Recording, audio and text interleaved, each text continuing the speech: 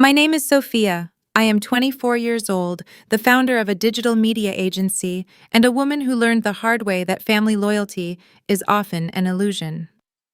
8 months ago, I stood in a sweltering university auditorium in Southern California, suffocating inside a polyester graduation gown. The air was thick with the smell of cheap hairspray and expensive bouquets. Around me, hundreds of families cheered blue air horns and held up handmade signs. I just stood there staring at row G seats 12 and 13. The two chairs I saved for my parents, they were empty.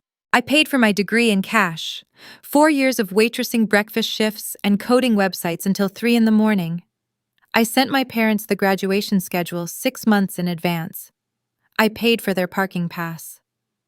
When the ceremony finally ended and the crowd began spilling out onto the campus lawn, I stood near the exit, hoping they were just trapped in Southern California traffic.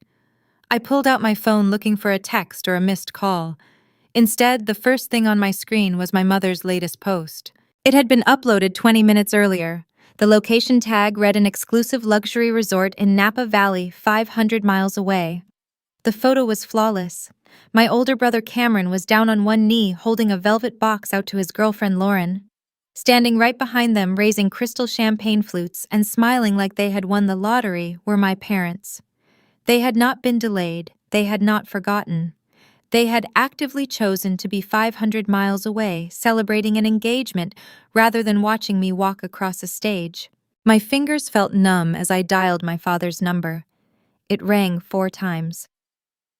When William finally answered, I heard the soft hum of a string quartet and the clinking of fine china in the background. His tone was sharp-clipped, annoyed that I was interrupting his afternoon. I asked him how he could skip my graduation.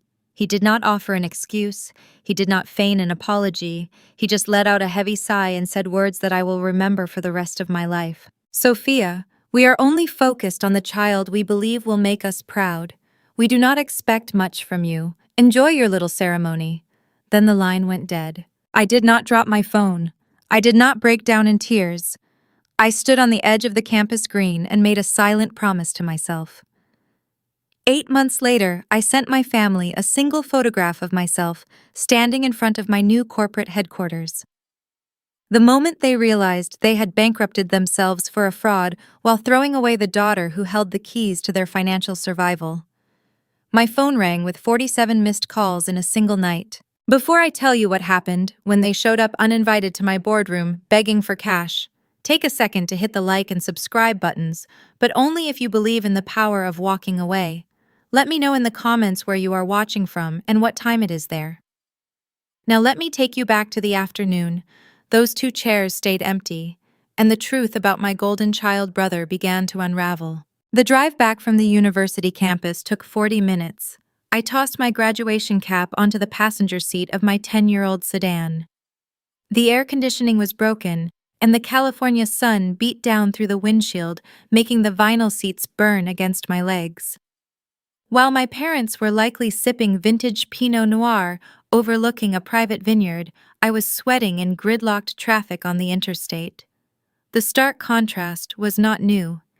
It was the heavily engineered blueprint of our entire family dynamic. My older brother Cameron was groomed for greatness from the day he was born.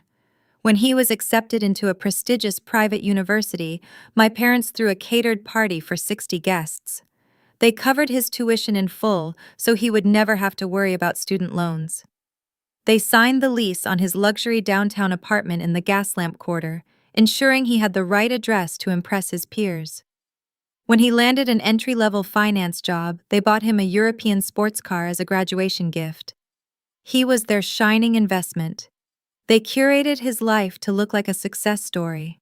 When I turned 18, the rules changed overnight. I told my father I wanted to study digital media and data analytics. He looked up from his newspaper and scoffed. He called it a hobby. He told me it was a waste of time and that he would not finance a useless degree.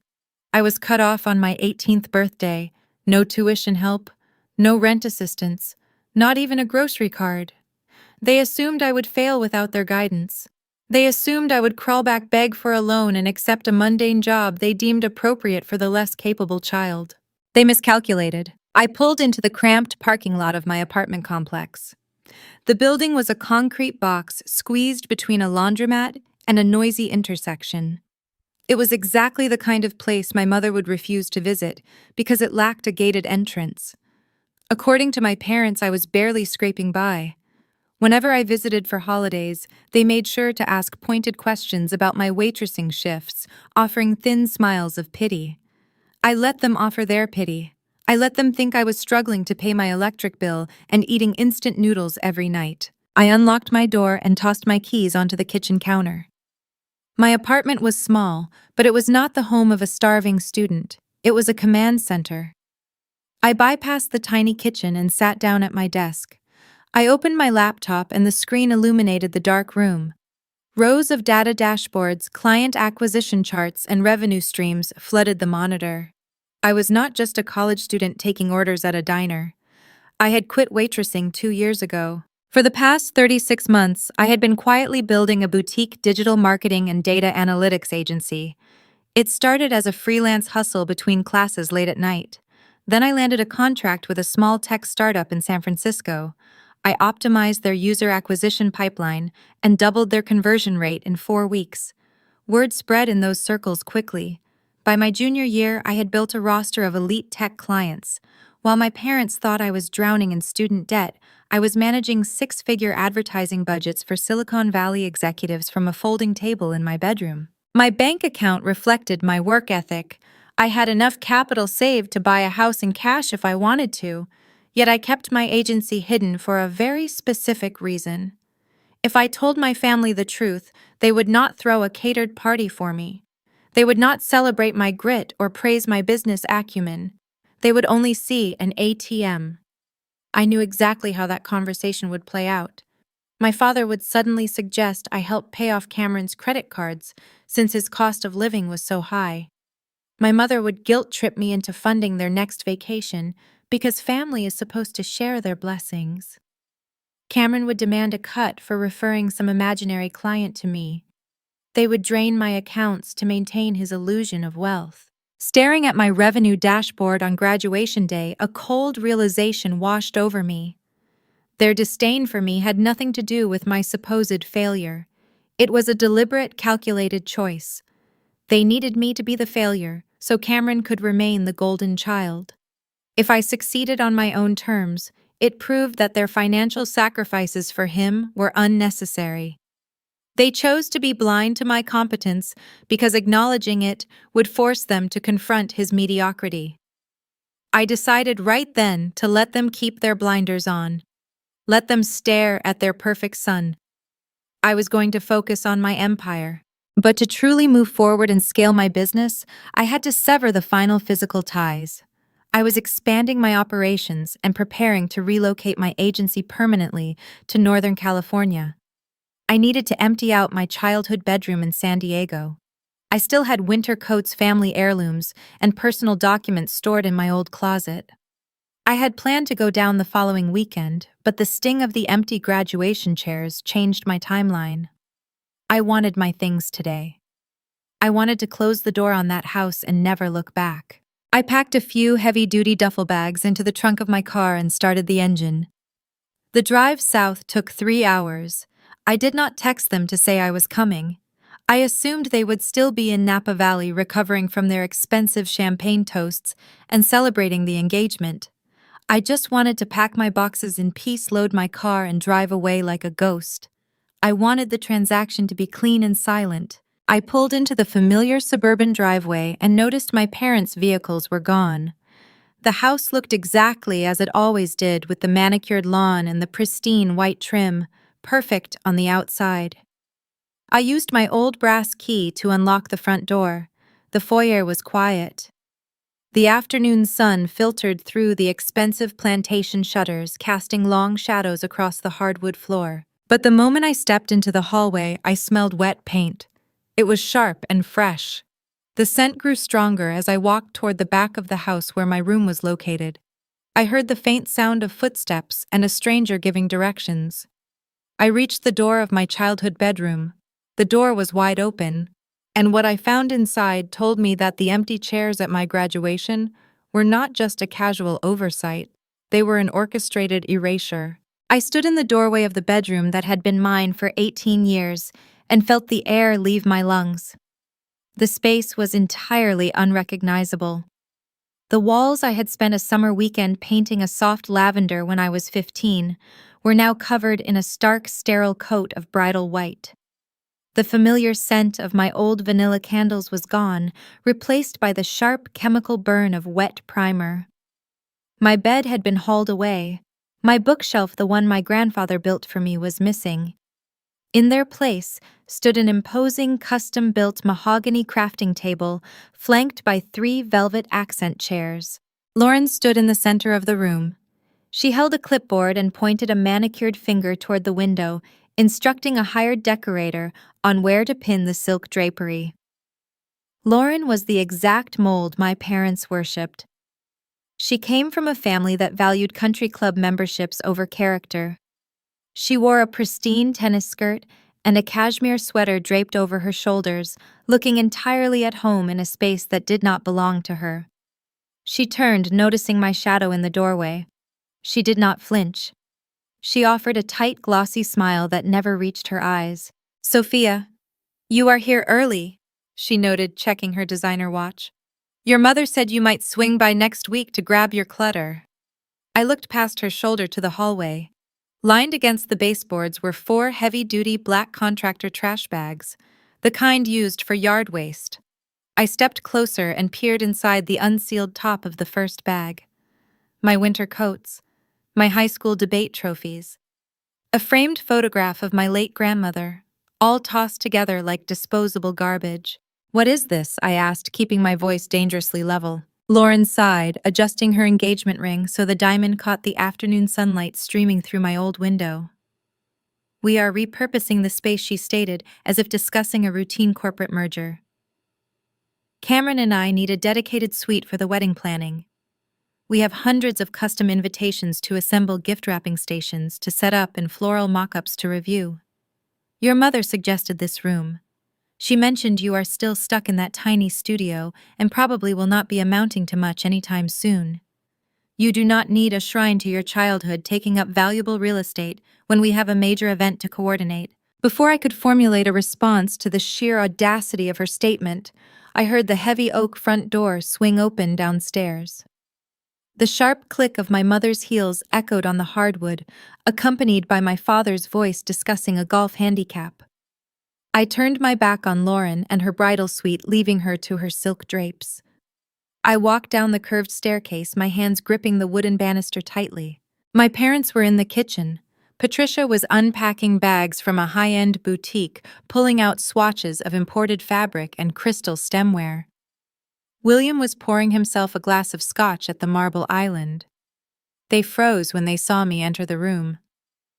There was a brief flicker of guilt on my mother's face, but it vanished instantly, replaced by a rigid defensive posture.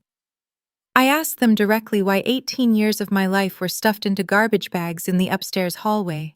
Patricia let out a long, theatrical sigh of exasperation. She placed a crystal goblet on the counter and crossed her arms. "Do not cause drama today, Sophia," she scolded. Her tone was the one you use on a misbehaving toddler. "We have been running errands all morning and we are exhausted. Cameron and Lauren are planning a high society wedding. It requires a tremendous amount of logistics and physical staging. They need the space to work properly." I reminded her that they lived in a 5-bedroom house. There was a designated guest room. There was a fully finished basement.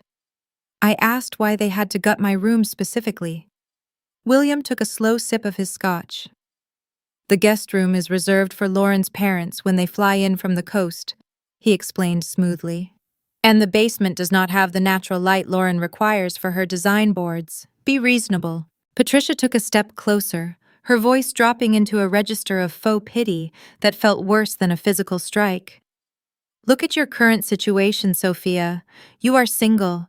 You are barely scraping by with those little freelance computer projects. You do not have a mortgage. You do not have a partner. You are not building a future that requires our resources or our square footage. Your brother is marrying into a prominent family. You need to understand the hierarchy here. You need to know your place." Know your place. The words hung in the quiet kitchen, suspended in the air between us. 5 years ago, that sentence would have crushed me. It would have sent me spiraling into a desperate attempt to prove my worth. I would have argued, defended my long work hours, and begged them to see my potential.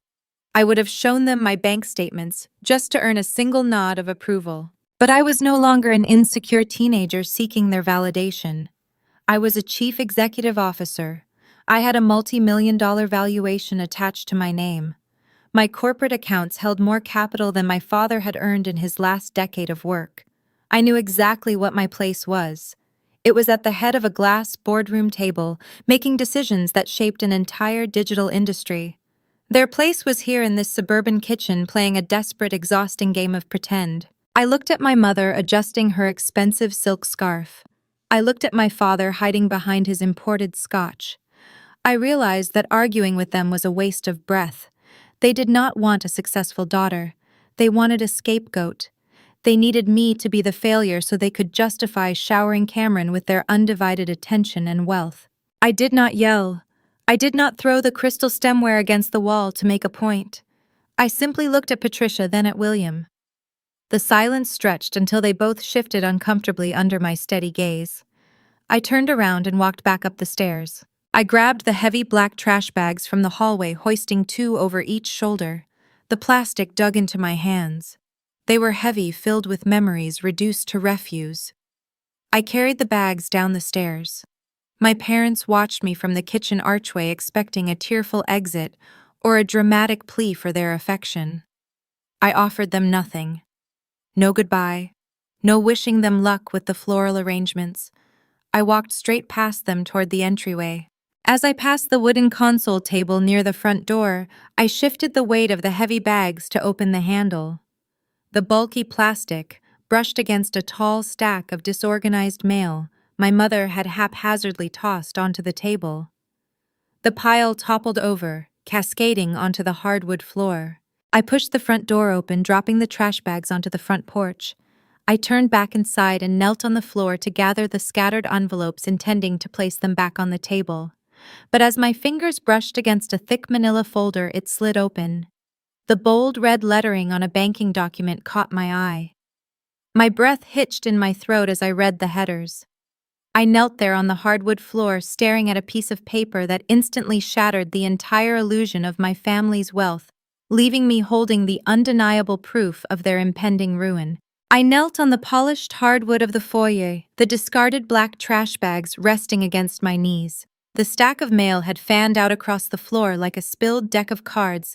My initial instinct was simply to gather the envelopes, stack them neatly back onto the console table, and walk out of that house forever. I wanted to leave them to their fresh paint and their bridal suites. But as I reached for a thick manila folder that had slid out from the bottom of the pile, the metal clasp caught on the rug. The flap fell open.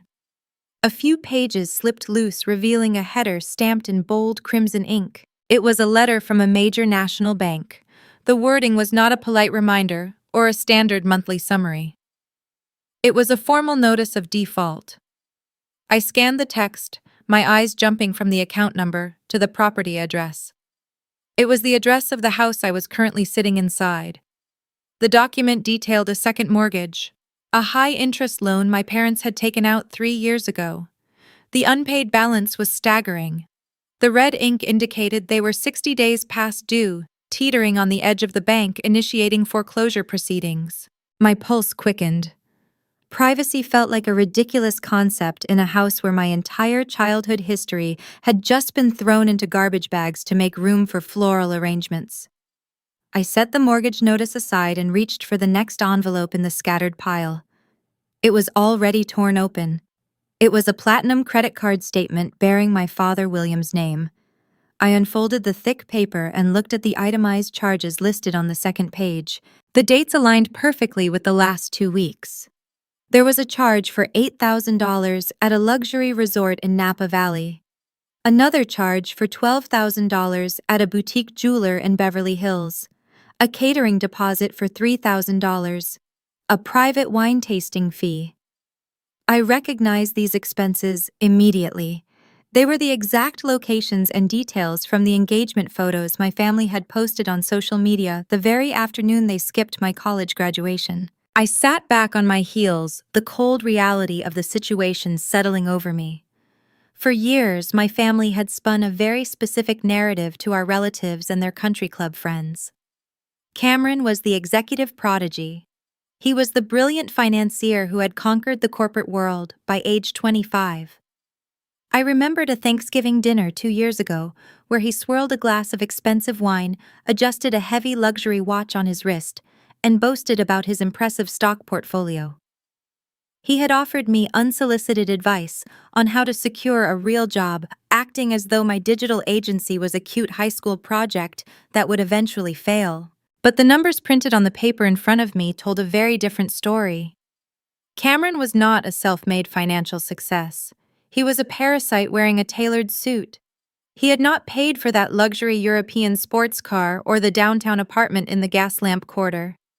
My parents were funding the entire illusion. They were bankrolling his extravagant lifestyle, his high society engagement, and his perfectly curated social media presence. And to maintain this facade, they were draining their own retirement funds and borrowing heavily against the equity of their home. My mother had just stood in the kitchen and told me to know my place. She had looked down her nose at my cramped studio apartment, bragging about the resources they needed to host Lauren's wealthy parents. Yet here was the undeniable proof that they were living on borrowed time and borrowed money. The golden child was a fraud. They had bet their entire financial future on a losing horse, sacrificing their own stability just to keep up appearances for a future daughter-in-law who cared only about prestige and aesthetics. A floorboard creaked upstairs. I heard the faint sound of Lauren laughing, likely discussing the placement of her silk window treatments with the hired decorator. The sound grounded me. I did not feel an ounce of pity for my parents. They had made their bed. They had chosen to ignore my graduation to throw an engagement party they could not afford for a son who could not sustain himself. I reached into the back pocket of my jeans and pulled out my phone. I made sure the camera flash was turned off and the volume was muted. I flattened the second mortgage default notice against the hardwood floor and took a clear, high-resolution photo. I turned the page and photographed the credit card statement, making sure to capture my father's name, the maxed-out balance, and the itemized Napa Valley charges. I took a third photo of the jewelry store receipt. I carefully folded the documents back into their original creases. I slid them back into the manila folder and stacked the rest of the mail onto the console table, arranging it to look exactly as it had before it fell. I stood up, grabbing the heavy plastic trash bags by their knotted tops. I walked out the front door and pulled it shut behind me. The latch clicked into place with a quiet final sound. Loading the bags into the trunk of my car, I felt lighter than I had in years. The drive back up the coast to San Francisco took 8 hours, but the time flew by. As the miles stretched out behind me, the power dynamic of my entire life shifted. For 24 years, I had craved a seat at their table. Now I knew their table was built on a crumbling foundation of debt and deceit. I rolled down my windows, letting the cool Pacific breeze fill the car. My parents thought I was driving away in defeat, retreating to my tiny apartment to scrape by on freelance gigs. They had no idea that the daughter they discarded was holding the key to their financial exposure. Armed with this knowledge, the noise of their judgment faded into total silence. I was no longer running from their shadow. I was driving toward my own future. The transition from the sunny, manicured suburbs of San Diego to the fast-paced, fog-rolling tech hub of San Francisco mirrored my internal shift. I was returning to a city built on innovation and concrete results. My agency was on the verge of a major breakthrough. Over the past year, I had developed proprietary data analytics software that was outperforming industry standards. I had the user data, the beta testing results, and the early revenue models to prove its efficacy. But to scale it globally, I needed serious capital. Unlike my brother, I would not beg my parents for a loan. I would not pretend to be something I was not. I was going to walk into the most ruthless venture capital firms in Silicon Valley and demand a seat at a table that actually mattered. The game had changed. I was stepping into arenas where fake wealth and tailored suits meant nothing without hard data to back them up. My next meeting would require every ounce of grit I possessed as I prepared to pitch my life's work to investors who devoured weak entrepreneurs for breakfast. 3 months passed since the drive up the coast. 90 days of relentless, unbroken focus. I sat at the head of a long glass table on the 42nd floor of a high-rise in the financial district of San Francisco. The view behind me framed the iconic skyline wrapped in morning fog, but I was not here to admire the scenery. I was sitting across from 5 partners at one of the most ruthless venture capital firms in Silicon Valley. The men in the room wore custom-tailored suits and calculated expressions. They were known for dismantling novice founders and stripping companies down to their base code. I was pitching them for a seed round of investment. The stakes were clear, and they were higher than anything I had faced before. I had spent the last quarter maxing out my own savings to build a proprietary analytics software platform. My agency had evolved from a simple service provider. We were no longer just running digital campaigns for local clients. We had built a predictive algorithm that identified consumer behavior shifts before they happened. The beta testing showed a 40% increase in client revenue within 6 weeks. But to scale this software to a global market, I needed secure servers. I needed a dedicated engineering team. I needed significant capital. The lead investor sat at the opposite end of the table. His name was David. He flipped through the printed prospectus I had provided. The room was cold. The air conditioning hummed a low, steady rhythm that felt like a countdown clock. David closed the folder and leaned forward, resting his elbows on the glass. He did not offer empty praise or polite small talk. He went straight for the vulnerabilities in my business model. He questioned my lack of a technical co-founder. He pointed out my age. He asked how a 24-year-old solo female founder intended to defend her market share against established enterprise tech giants who possessed billions in liquid assets. The other partners chimed in, following his lead. They fired questions about customer churn rates, average acquisition costs, and long-term scalability. They were stress testing me. They wanted to see if I would crack under the pressure. They wanted to know if my confidence was just a rehearsed pitch or a genuine reflection of my executive competence. The rapid-fire questions echoed in the sterile room. For a fraction of a second, the high-stakes environment caught up to me. The pressure in my chest tightened. A familiar shadow crept into my mind. I heard the echo of my father standing in his pristine kitchen swirling his imported scotch. I heard his voice cutting through the hum of the boardroom. "We do not expect much from you. You need to know your place." The ghosts of my family tried to pull me back down into the narrative they had written for me. They wanted me to be the discarded daughter who failed the moment she stepped out of her lane. The imposter syndrome flared hot in my veins. I looked at the 5 investors waiting for my response. Their pens were poised over their notepads. If I lowered my gaze or stumbled over my metrics, they would walk out. The pitch would end. My software would remain a small boutique project, and I would prove my father right. I did not lower my gaze. I used the memory of that bank default notice and the maxed-out credit card statement as pure fuel. My family was playing a desperate game of pretend. They were putting on a theatrical production of wealth. I was dealing in concrete reality. I stood up from my leather chair and walked over to the digital whiteboard mounted on the side wall. I did not raise my voice.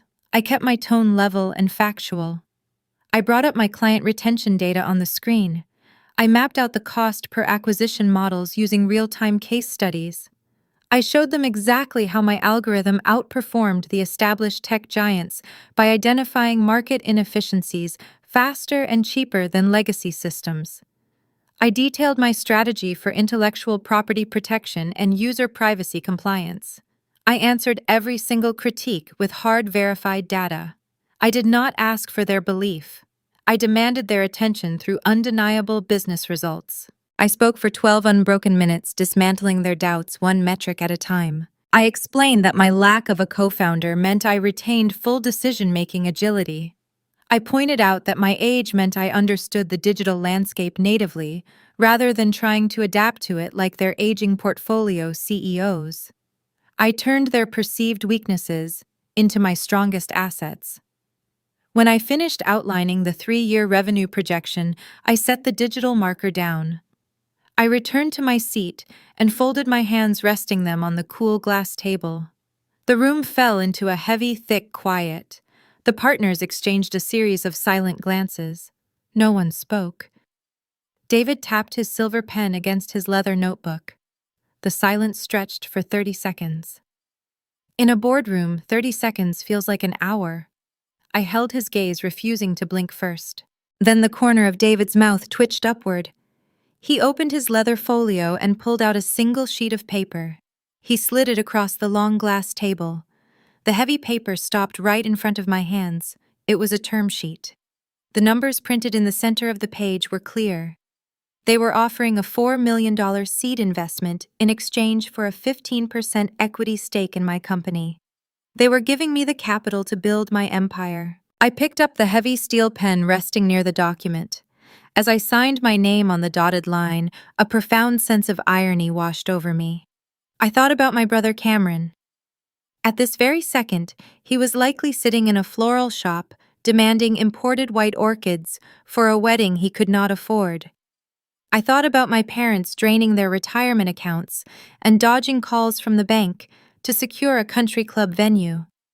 They were doing all of this just to impress associates who would forget their names by the following morning.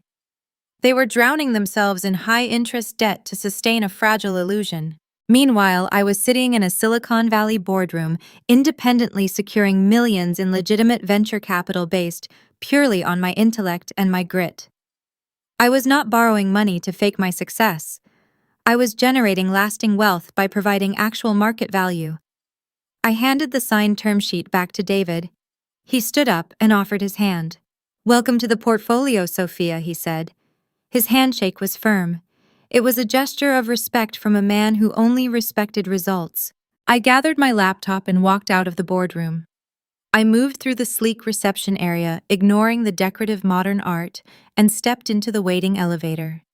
The heavy steel doors slid shut, sealing me inside the quiet cabin. The polished metal surface acted as a mirror. I looked at my reflection as the elevator descended 40 floors to the street level. I was wearing a sharp-tailored blazer.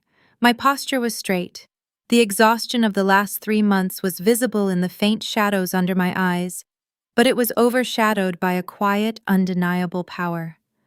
I was no longer the girl hoping for a seat in a graduation auditorium. I was no longer the sister told to stay in her lane. I was a chief executive officer with a funded tech company. I stepped out into the bustling San Francisco street, feeling the cool, damp air against my face. The city felt different. It felt like it belonged to me. I had built a fortress around my life over the past 90 days. I had isolated myself in code and financial models, keeping the toxic noise of my family miles away. But the isolation I had enjoyed for the last few months was about to end. My family did not know about the venture capital. They did not know about the corporate headquarters I was about to lease. They still thought I was a struggling freelancer. When I arrived back at my apartment complex and checked my mailbox that evening, the illusion they lived in came knocking at my door. A thick gold-embossed envelope was waiting for me, resting heavy in my hand. The quiet peace I had earned was over. My family's delusion was about to collide directly with my reality. 6 months remained until my brother's highly anticipated wedding. I was still living in my studio apartment, waiting for the lease on my new corporate headquarters to be finalized. I had not spoken to my parents or my brother since the day I walked out of my childhood home carrying my belongings in garbage bags. The silence was productive. I used the quiet to interview executive hires, finalize my proprietary algorithm, and build the foundation of Bennett Media Group. Then on a Tuesday evening, a courier arrived. He handed me a thick, heavy envelope. It was sealed with wax and embossed with gold foil. It reeked of manufactured prestige. I carried it to my small kitchen counter and sliced it open. Inside was the formal invitation to Cameron and Lauren's wedding. The cardstock was incredibly thick, the calligraphy flawless detailing a weekend of events at the ultra-exclusive Napa Valley Resort. Tucked behind the main invitation was a smaller ivory card. It was a personalized seating assignment. I unfolded it, expecting the usual familial placement, perhaps a seat near my cousins or aunts. Instead, the elegant script spelled out my name, followed by a number, Table 22. I knew exactly what Table 22 was. In standard wedding logistics, tables 1 through 10 were reserved for immediate family and prominent guests. Tables 11 through 20 were for extended relatives and college friends. Anything past 20 was the overflow section. It was the table pushed against the far wall, typically located directly next to the swinging doors of the catering kitchen. It was where you seated the distant acquaintances you felt obligated to invite, but did not actually want to look at during dinner. They were seating me with the vendors and the overflow guests.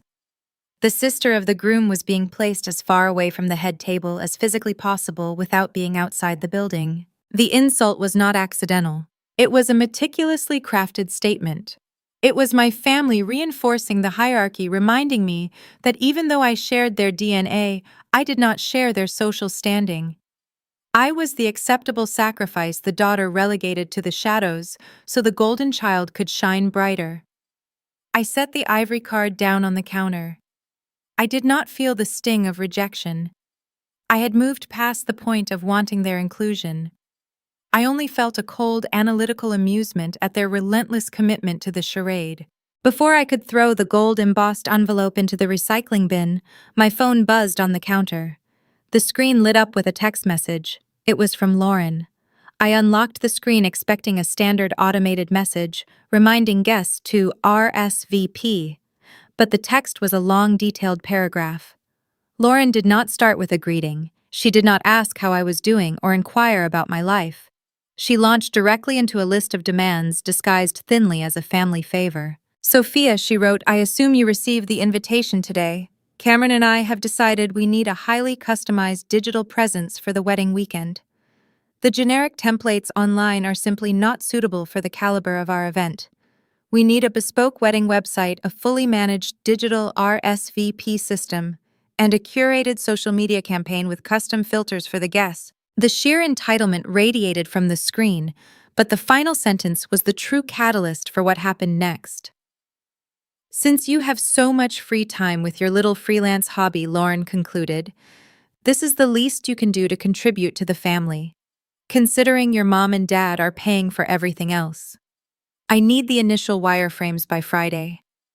I stood in my kitchen and read the message 3 times. They did not see me as a sister. They did not see me as a daughter. They did not even see me as a guest, hence Table 22. They saw me as free labor. They viewed my entire career, the business I had spent 3 years building from scratch, the company that had just secured $4 million in venture capital, as a little hobby designed to serve their needs. They expected me to deliver tens of thousands of dollars worth of professional digital architecture for free, simply to prop up the illusion of wealth that my parents were secretly going bankrupt to afford. I thought about the invoice I would send a corporate client for the scope of work she just requested. A bespoke site, digital infrastructure, and a managed social campaign would easily cost upwards of $15,000, and she wanted the wireframes by Friday. If I were the insecure daughter I used to be, I might have considered doing it. I might have thought that delivering a flawless website would finally earn me a seat closer to the front of the room. I might have hoped that saving them money would make my father proud. But I knew the truth. I had the photos of their second mortgage default and the maxed-out credit card on my phone.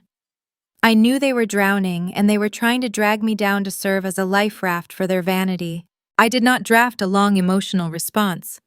I did not explain my worth or defend my career. I did not point out the hypocrisy of demanding free labor while seating me next to the kitchen. I simply typed 2 letters, no. I hit send. I set the phone face down on the counter. The silence in my apartment felt profound. I had drawn the line. I had refused the role of the compliant, invisible daughter. The dynamic was officially broken, and I knew the retaliation would be immediate. My family operated on control, and I had just denied them the one thing they thought they still possessed. The countdown had started. The escalation was inevitable, and I was entirely prepared to meet it. The phone rested face down on the cool quartz surface of my kitchen counter. I watched the digital clock on my microwave tick forward.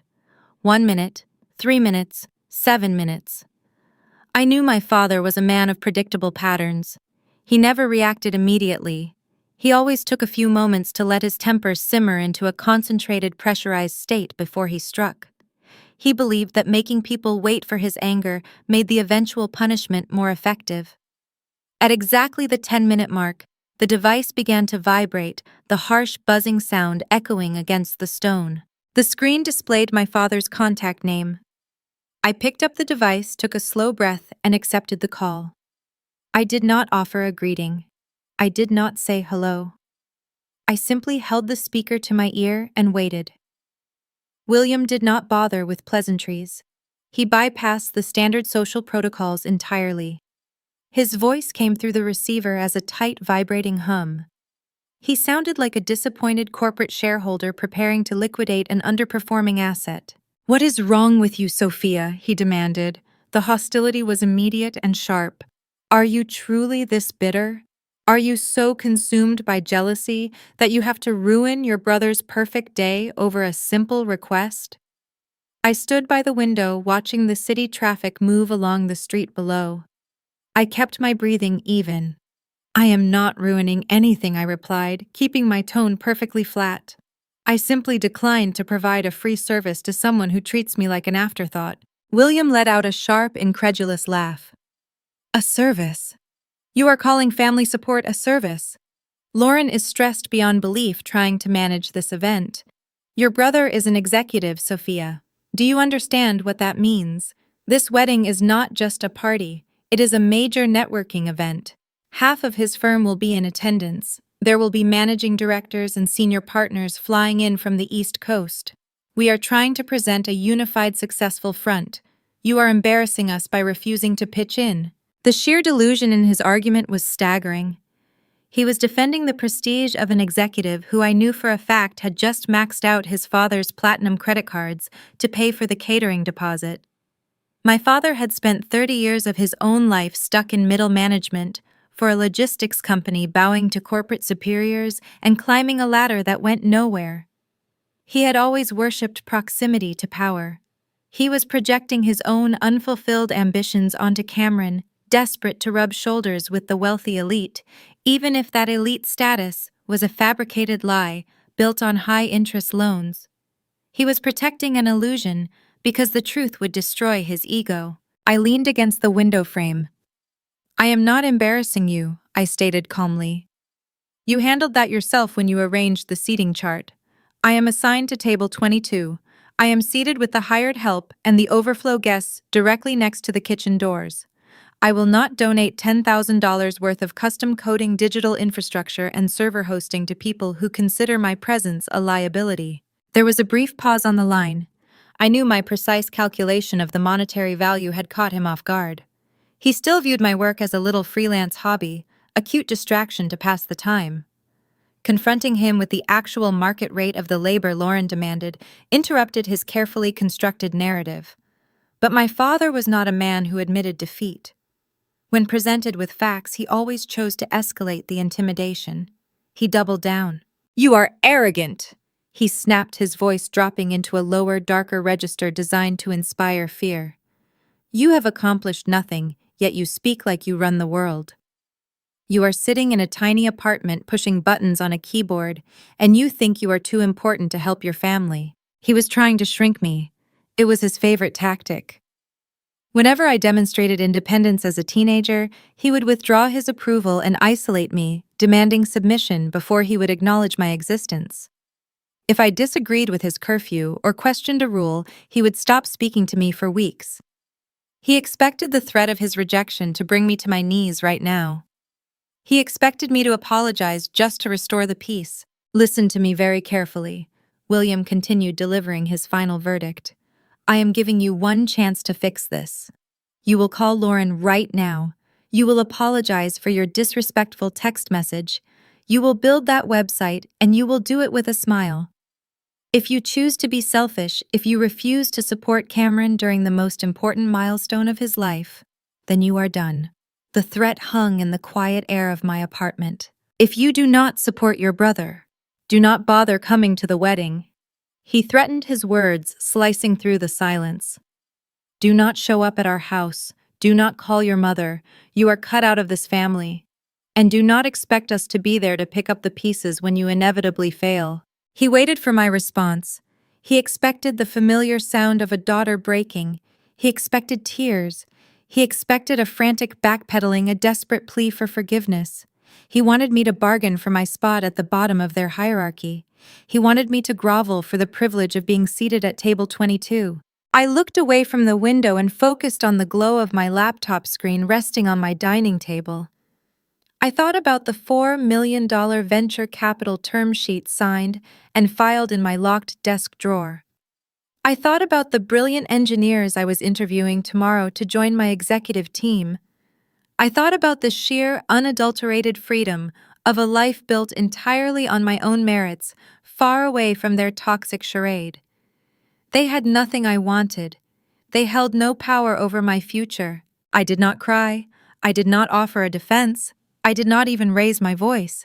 I spoke with icy precision, delivering the final line of our relationship. I accept your terms. Have a beautiful wedding, Dad. I pulled the phone away from my ear and ended the call before he could utter another syllable. The screen went dark. I did not hesitate for a single second. I opened my contact settings. I navigated to William's name and hit the block caller button. I scrolled to Patricia. Blocked. I found Cameron. Blocked. I searched for Lauren. Blocked. I opened my social media applications and repeated the process systematically, erasing their digital access to my life. I went through my email filters and set their addresses to automatically route to the trash bin. I severed the connections on every single platform, sealing the borders of my life. There was no dramatic music playing in the background. The sky did not fall. The earth did not shake. The apartment was simply quiet. But the silence felt fundamentally different than it had 10 minutes ago. It was no longer a heavy, oppressive quiet. It was clear. It was clean. The final toxic tie had been cleanly severed. The anchor that had been dragging me down, the constant low-level anxiety of seeking approval from people who despised my competence, was officially gone. I set the phone back down on the granite counter. I did not feel an ounce of regret or sadness. I felt an exhilarating rush of pure, unadulterated focus. I walked over to my desk and opened my laptop. I had a digital empire to scale, a new corporate headquarters to design, and an elite team to lead. My family had just handed me the greatest gift they could possibly offer. They had given me my time back. They had released me from the exhausting obligation of pretending to care about their fabricated lives. The narrative of the discarded daughter was officially over. The era of the chief executive officer had begun, and the next time they saw my face, they would not be looking down at me from a pedestal. They would be looking up at a fortress they could not penetrate. Blocking those 4 phone numbers acted as a sudden release valve. For years, my mental energy had been siphoned off by the exhausting demands of managing my family and their fragile egos. Without their daily interference, I had a surplus of focus. The silence they left behind was the foundation I needed to scale Bennett Media Group. The seed capital from the venture firm transferred into my corporate accounts on a Tuesday. By Friday, I was holding the keys to our new headquarters. The space was located in the South of Market District in San Francisco. It spanned 12,000 square feet of raw industrial loft space, converted into a modern technology hub. There were no dark, cramped cubicles. The perimeter was lined with floor-to-ceiling glass windows that let the coastal sunlight pour across polished concrete floors.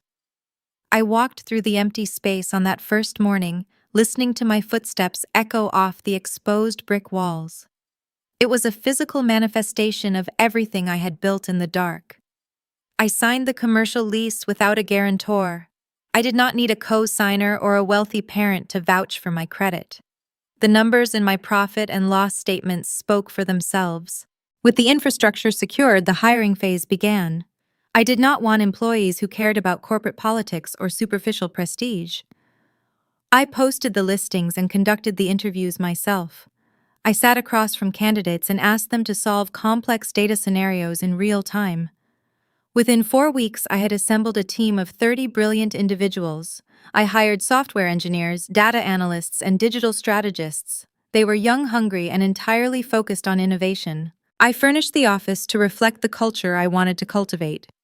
I bypassed the standard sterile corporate furniture.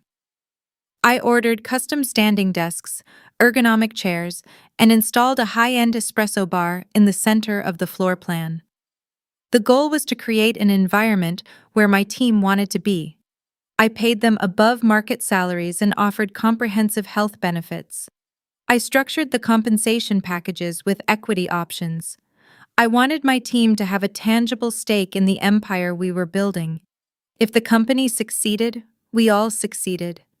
It was a stark contrast to the parasitic nature of my biological family, where one person's success was constantly drained to subsidize another person's failure. I remembered the years I spent scraping by on freelance wages, and I refused to build my wealth by underpaying the people who were helping me generate it. The dynamic inside those glass walls became the exact opposite of the household I grew up in. There was no golden child. There was no hierarchy based on favoritism. We operated on a strict meritocracy. If a junior analyst pitched a brilliant marketing strategy, we funded it. If an executive made a miscalculation, we corrected it without humiliation.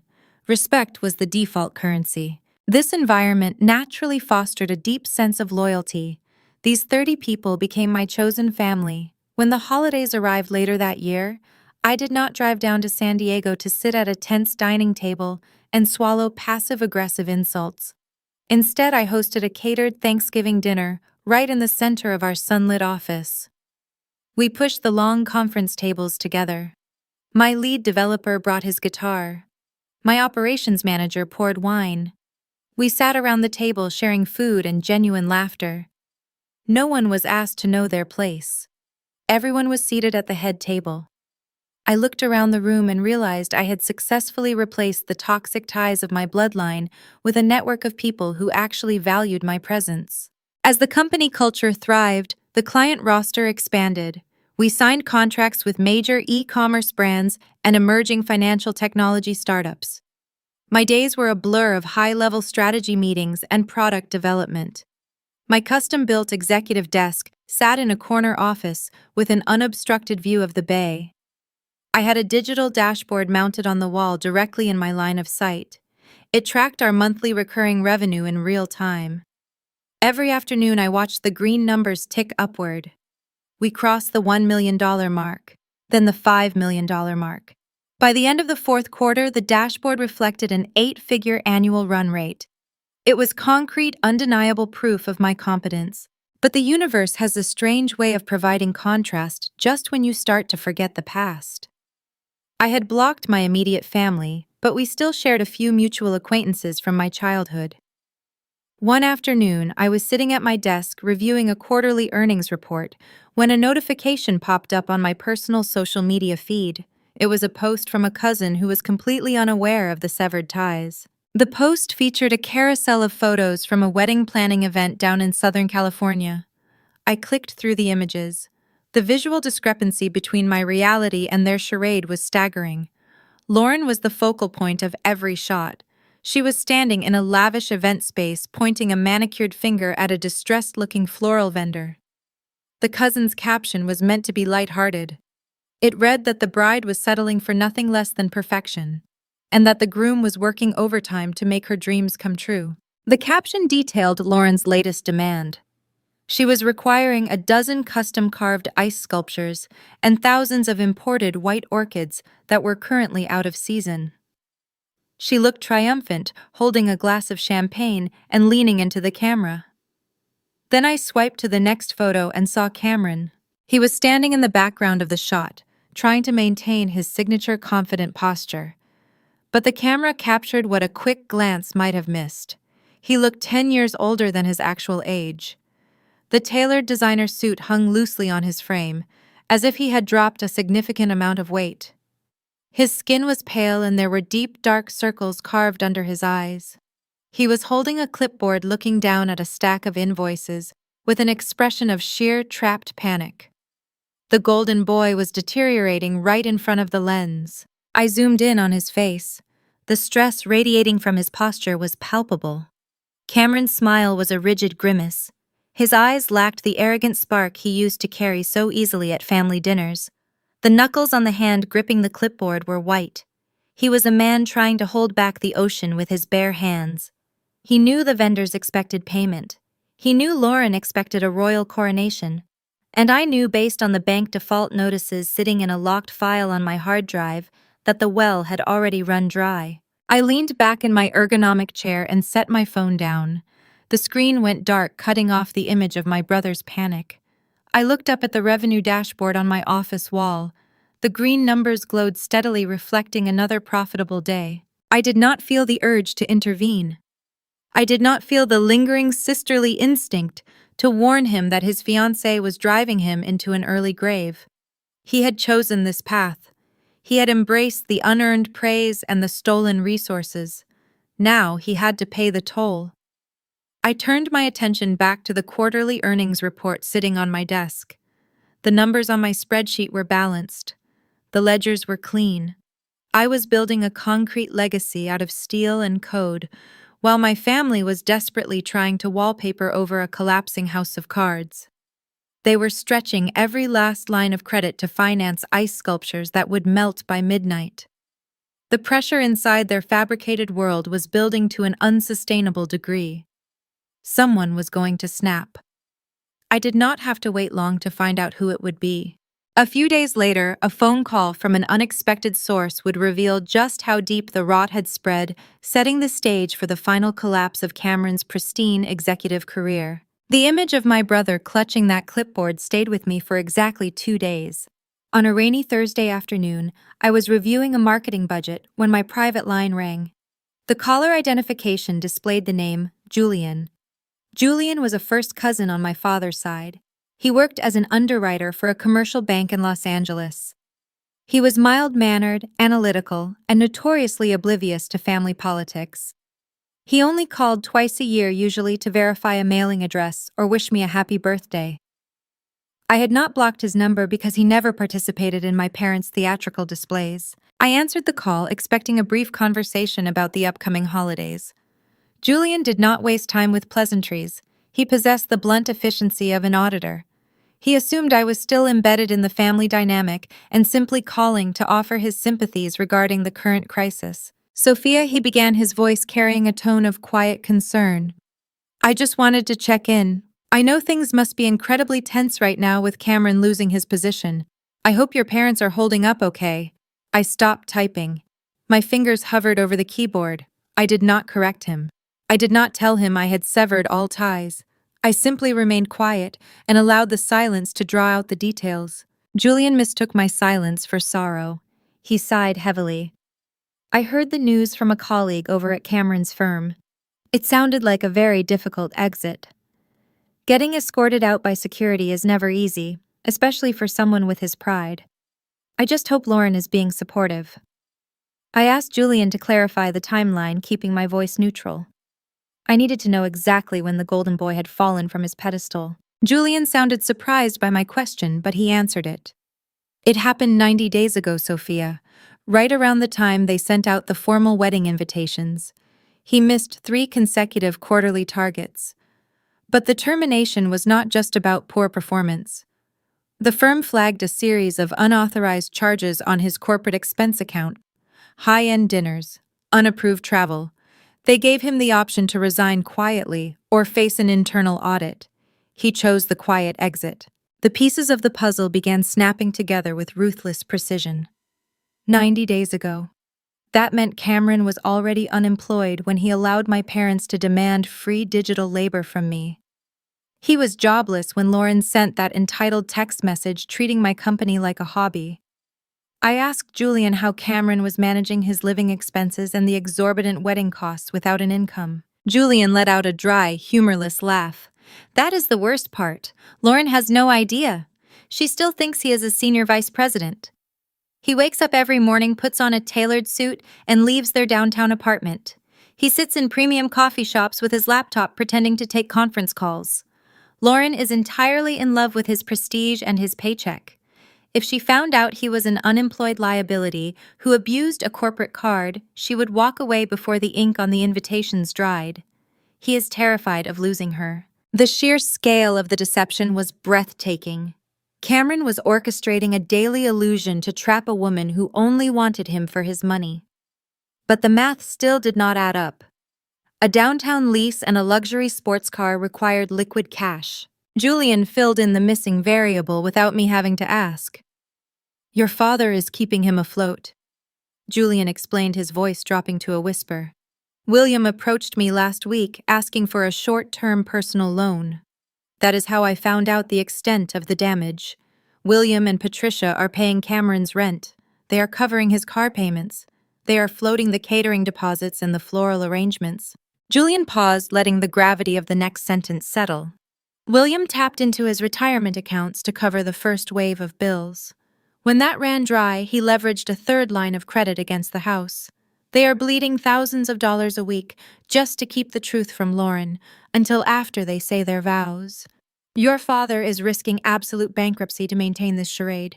I ended the call with Julian a few minutes later, thanking him for checking in. I placed the phone gently on my desk. I swiveled my chair to face the floor-to-ceiling windows, looking out at the sprawling San Francisco skyline. The rain battered against the thick glass, but inside my office, everything was perfectly still. I felt a chilling wave of clarity wash over me. The memory of my father's voice on my graduation day echoed in my mind. "We are only focused on the child we believe will make us proud." The irony was sharp enough to draw blood. The child that made him proud was a ghost. My parents had tied their entire existence to a son who fabricated his success and stole from his employer. They were willingly liquidating their future to buy Cameron a few more weeks of fake dignity. They were marching straight into a financial slaughterhouse, and they were doing it with smiles on their faces. A lesser person might have felt the urge to intervene. A dutiful daughter might have driven down to San Diego to stage an intervention. A vindictive sister might have called Lauren directly to expose the unemployed groom and watch the engagement implode. I did none of those things. Warning. Lauren would only cast me as the jealous villain. My parents would spin the narrative to make me look like a bitter outcast trying to sabotage a beautiful romance. Trying to save my father from his own foolish pride would only result in him demanding that I pay off the debt he accrued. They did not want salvation. They wanted to be right. I decided to let them be right. I decided to let the fuse burn down to the very end. The truth had its own momentum, and it did not need my assistance to detonate. I turned my chair back to my desk and woke up my monitors. I closed the marketing budget and opened the master planning document for the Bennett Media Group grand opening. The ribbon-cutting ceremony for our new headquarters was fast approaching. It was going to be a landmark event covered by technology journalists and attended by the most influential investors in the Bay Area. I needed to ensure every detail was flawless. But the grand opening was not the only major milestone on the horizon. My agency was in the final stages of negotiating a lucrative contract with a global hospitality conglomerate. The deal would effectively double our valuation and cement my status as an industry leader. The executives from the hospitality group were scheduled to visit my office next week to sign the final paperwork. I reviewed the dossier on the hospitality group, noting their extensive portfolio of luxury properties across the West Coast. Securing this contract meant I would be granted high-level operational oversight of their digital marketing strategies across all their subsidiaries. I ran my finger down the list of their premier venues. I stopped at a specific property located in the Napa Valley. It was a highly exclusive resort known for its sweeping vineyards and opulent event spaces. It was the exact venue where a desperate unemployed groom and a status-obsessed bride were scheduled to host a wedding funded by a third mortgage. I stared at the name of the resort on my screen. The ticking clock of my family's impending ruin suddenly synchronized perfectly with my corporate ascent. The bomb was primed. I did not need to light the match. I just needed to sit in my executive chair, sign my name on the dotted line, and wait for the blast radius to reach my boardroom doors. The executives from the global hospitality conglomerate arrived at my office the following Tuesday. They did not send lower-level managers or regional directors. The chief executive officer and his top two legal advisors flew in directly from New York. They stepped off the elevator and walked into the sunlit reception area of Bennett Media Group. I greeted them wearing a tailored navy suit, offering a firm handshake to Marcus Thorne. Marcus was a veteran of the luxury real estate sector. He commanded a portfolio of elite hotels and private resorts across 3 continents. He was a man who did not waste time on pleasantries unless there was a strategic advantage attached to them. We moved into the executive boardroom. The thick glass doors slid shut, sealing us inside a quiet space insulated from the bustling activity of my data analysts and software engineers outside. My legal counsel sat to my right. We spent the first hour reviewing the final stipulations of the contract. The terms were staggering. Marcus was entrusting my agency with the exclusive global digital rebranding of his entire hospitality portfolio. We were tasked with rebuilding their online infrastructure, optimizing their booking algorithms, and managing their high-tier event marketing. It was a multi-million-dollar partnership that officially transitioned my company from a successful startup into a dominant industry player. I picked up the heavy steel pen resting on the table and signed my name on the signature line. 4 years ago, I was standing in the back office of a diner begging a restaurant manager for extra weekend shifts to pay my tuition. Now I was binding a global conglomerate to an 8-figure service agreement. I slid the portfolio across the smooth surface of the table. Marcus signed his name with swift precision and closed the leather binder. He let out a slow exhale of relief, leaning back in his ergonomic chair. "We are looking forward to this transition, Sophia," he said, his tone shifting from formal negotiation to candid operational strategy. "Your predictive models are exactly what we need. Most of our properties practically run themselves, but we do have one subsidiary that is currently bleeding revenue. It requires an immediate and aggressive digital overhaul." Marcus reached into his briefcase and retrieved a glossy folder. He slid it across the table toward me. He explained that the property was an ultra-luxury venue located in the Napa Valley. It was designed to cater to high-net-worth individuals and corporate retreats. However, their current event marketing strategy was attracting the wrong demographic. They were booking clients who presented an illusion of wealth but ultimately struggled to meet the payment schedules.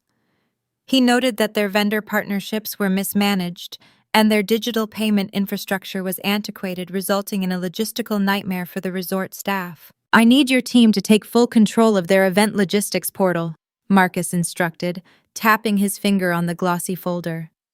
"We need you to restructure their vendor communications, implement automated payment enforcement, and weed out the liabilities. I am giving you top-level administrative access to their entire operational backend. Fix the leak, Sophia." I opened the folder. The embossed logo of the property stared back at me. It was the Vintner Estate. It was the exact venue where Cameron and Lauren were scheduled to host their wedding in exactly 8 weeks. The sheer cinematic irony of the moment settled over me like a heavy velvet cloak. The universe had a brilliant sense of humor. My family had treated me like an insignificant peasant. They relegated me to table 22 next to the kitchen doors. They demanded that I provide free digital labor to support an illusion of status they could not actually afford. And now, through a twist of pure corporate meritocracy, I had just been handed the keys to the castle they were going bankrupt to rent. I was now technically overseeing the event marketing and vendor partnerships for the very location they worshipped. I did not smile. I did not let a single emotion betray my professional composure. I simply looked at Marcus and nodded. I told him my team would initiate the audit immediately and restructure the payment enforcement protocols by the end of the week. We shook hands, and I personally escorted the executives to the elevator. When the doors closed and I was alone in my office, I walked over to my desk and opened my laptop. I used the administrative credentials Marcus had provided to log into the back-end management portal for the Vintner Estate. The software was outdated and slow, but my clearance level granted me access to every single event booking on the calendar. I navigated to the reservation scheduled for 2 months from now. I found the file instantly. The client name was listed as Cameron and Lauren. I clicked on the digital ledger and the financial reality of my family was laid bare on my screen in stark, undeniable numbers. The internal notes left by the venue coordinators painted a desperate picture. There were red flags marking the account. The initial deposit had been paid, but the subsequent installment was 3 weeks overdue. There was a log of phone calls made by the resort finance manager to my father, William. The notes detailed how William had offered multiple excuses, ranging from a supposed bank wire error to an issue with a frozen asset account.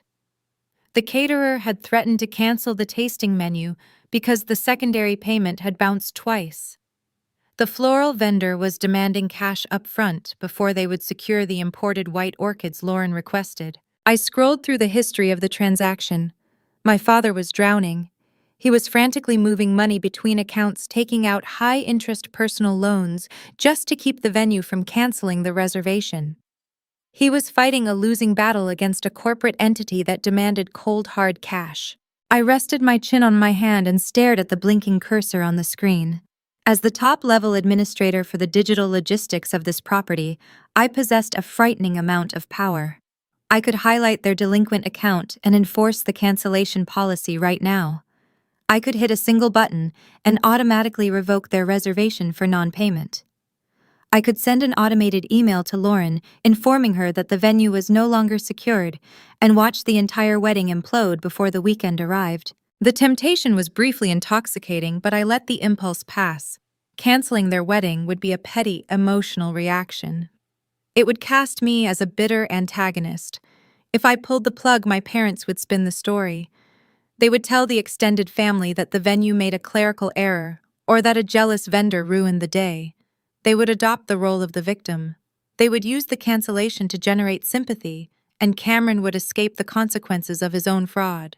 True power is not about forcing the destruction of your enemies. True power is having the ability to destroy them and choosing to simply let them destroy themselves. I realized that keeping their reservation active was actually the greatest punishment I could inflict. Let them stress over every bounced check. Let my father lose sleep trying to secure another predatory loan.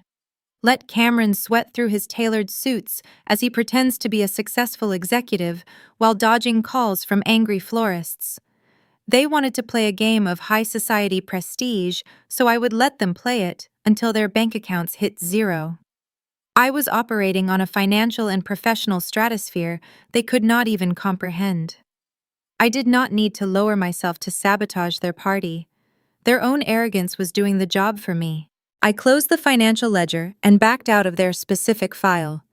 I tasked my development team with updating the general payment portals for the resort, but I explicitly instructed them not to touch the accounts scheduled for the next 60 days. I wanted the sinking ship to maintain its natural course.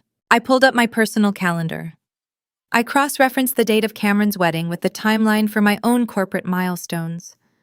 The wedding was scheduled for a Saturday exactly 8 weeks away. That weekend marked precisely 8 months since I sat in my car outside my college graduation, staring at a photo of their luxury engagement party. The timeline was impeccable. I had been planning a massive grand opening event for the new Bennett Media Group headquarters. It was going to be a catered evening affair featuring technology press industry leaders and the venture capitalists who funded my vision. I looked at the available dates and locked in the schedule. I scheduled my ribbon cutting and corporate gala for the exact same Saturday night as Cameron's wedding. The stage was perfectly set. I had the venue, I had the power, and I had the undeniable proof of their financial ruin locked away on my hard drive. I spent the next 8 weeks working relentlessly to finalize the software launch. I did not waste a single thought on the panic that was surely consuming my childhood home. I focused entirely on the empire I was building, knowing that the 8-month mark was approaching fast. When that day arrived, I would not need to shout to make them hear me. I would just need to drop the receipts and let the silence do the rest. It was a Saturday evening in early October. Exactly 8 months to the day since I stood alone on a campus lawn staring at two empty folding chairs. The San Francisco air was crisp, carrying the faint scent of salt water from the bay mixed with the expensive cologne of my guests. I stood in the center of the main floor of Bennett Media Group observing the physical culmination of my labor. The space was alive with genuine energy. A jazz trio played softly near the customized espresso bar. Waiters in sharp minimalist uniforms circulated the room holding silver trays of hors d'oeuvres and crystal glasses of vintage champagne. The guest list included the most influential figures in Silicon Valley. My venture capital partners were grouped near the floor-to-ceiling windows, laughing and discussing our projected quarterly growth. Journalists from major technology publications were interviewing my lead developers, taking notes on our proprietary algorithms. The atmosphere was electric, driven by authentic innovation and secured capital. I owned this room. I owned this building. I checked the silver watch on my wrist. It was 7 o'clock in the evening. 500 miles north, in a rented luxury vineyard in the Napa Valley, my brother was likely standing at an altar. He was probably sweating through a rented designer tuxedo, terrified that his new wife would discover his unemployment before they cut the cake. My parents were likely forcing stiff smiles for the wedding photographers, terrified that the venue coordinator might run their credit card one more time and expose their total insolvency. They were living the climax of their fabricated high society lie. They were performing a desperate play for an audience of country club acquaintances who would forget the event by the next morning. I was living the reality of my empire. I had not spoken a single word to my father, my mother, or my brother in half a year. I had not checked their social media profiles or asked mutual relatives for updates. The silence had been my armor, allowing me to pour every ounce of my intellect and grit into this launch. But tonight, that armor was no longer necessary. I did not need to protect myself from their judgment anymore. I had outgrown their reach entirely. I excused myself from a conversation with the chief executive officer of the hospitality conglomerate. I navigated through the crowded room, nodding to my staff and thanking my investors for their support. I moved toward the front entrance of the headquarters. I was wearing a bespoke charcoal executive suit tailored specifically for this night. The fabric was sharp, the lines clean and uncompromising. It was designed to command attention in a corporate boardroom rather than a suburban ballroom. I pushed open the heavy front doors and stepped out onto the wide city sidewalk. The streetlights reflected off the sleek, modern exterior of my building. Mounted high above the entrance, illuminated by recessed lighting, were the brushed steel letters spelling out my company name. Bennett Media Group. It was a permanent monument to my independence. I turned to my lead operations manager, who had followed me outside to ensure the valet service was running without interruption. I asked him to take my phone and snap a picture of me. He stepped back onto the pavement, framing the shot against the architecture. I did not pose with a forced theatrical grin. I did not place my hands on my hips or try to look artificially glamorous for the camera. I simply stood there. I rested one hand in the pocket of my trousers and let the ambient glow of the city illuminate my face. I looked calm. I looked grounded. I looked like a woman who held the definitive keys to her own future. The camera clicked a sharp electronic sound in the cool air. My manager handed the device back to me with a nod of approval before heading back inside to check on the catering staff. I reviewed the image on the glowing screen. It captured the crisp lines of my suit, the towering scale of the glass architecture, and the undeniable proof of my corporate ownership. The steel letters of my company name were in perfect focus, right above my head. The photo radiated a quiet, unshakable power. It was the antithesis of the chaotic, debt-fueled wedding photos my family was likely staging at that very moment. There was no borrowed jewelry. There were no rented luxury cars. There was only concrete, verified success built from the ground up. I walked a few steps away from the main entrance, finding a quiet spot near a large concrete planter. I opened my phone settings menu. My fingers moved with practiced efficiency, lacking any hesitation or anxiety. I located my father's contact name and pressed unblock. I repeated the process for my mother and then for my brother. I opened my messaging application and scrolled down to the bottom of the digital archive. I found the old family group chat. It had been dead for 6 months, functioning as a digital graveyard of unanswered threats and passive-aggressive ultimatums. The last message visible was my father telling me I was cut out of the family and warning me not to expect them to catch me when I failed. I tapped the screen and uploaded the high-resolution photograph. I looked at the image sitting in the text box.